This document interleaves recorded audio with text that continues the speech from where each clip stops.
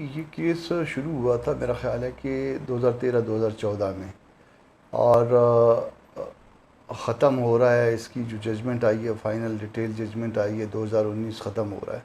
تو 6 سال تک یہ کیس چلا ہے. نارملی 6 سال تک اگر کوئی کیس ٹرائل کرے تو اس میں جو ہے وہ کوئی اچھی بات نہیں سمجھی جاتی، اس کو بہت بڑا ڈیلے سمجھا جاتا ہے.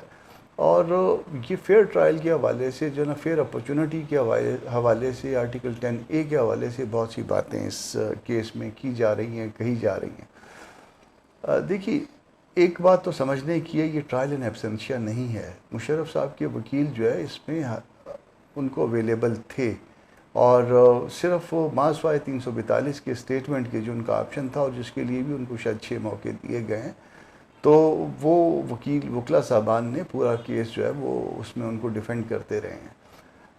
یہ کہنا کہ اب مطلب ان کو جو ہے نا 342 کا اسٹیٹمنٹ نہ ہونے کی وجہ سے کوئی کیس جو ہے نا وہ ٹرائل ویشیٹ ہو جائے گا، تو میرا خیال ہے کہ ایسا نہیں.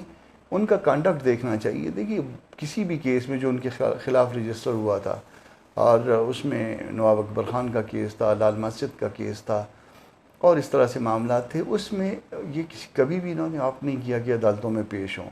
یہ اپنے آپ کو عدالت سے کوئی اوپر کی چیز سمجھتے رہے، ابو لا سمجھتے رہے اپنے آپ کو، اور آتے آتے دائیں نکل جاتے تھے، جاتے جاتے بائیں چلے جاتے تھے. کبھی ان کو ہاسپٹل یاد آ جاتا تھا، کبھی کوئی اور چیز یاد آ جاتا تھا پیشی پہ آتے ہوئے. تو شاید ایک دفعہ یہ اس عدالت میں پیش ہوئے ہیں جو ان کا کانڈکٹ مناسب نہیں ہے.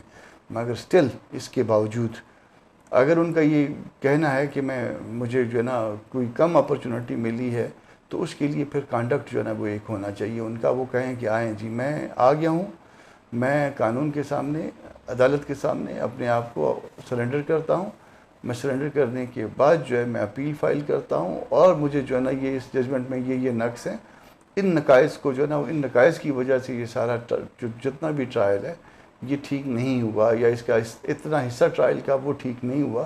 یہ اس کو اس کی سیٹنگ اسائڈ وہ جو ہے نا وہ مانگیں، اور اس کے بعد ریمانڈ ہی مانگ سکتے ہیں ظاہر اس گراؤنڈ کے اوپر. تو یہ بات ممکن ہے، مگر اس سے پہلے اپنے کانڈکٹ کو بہتر بنائیں.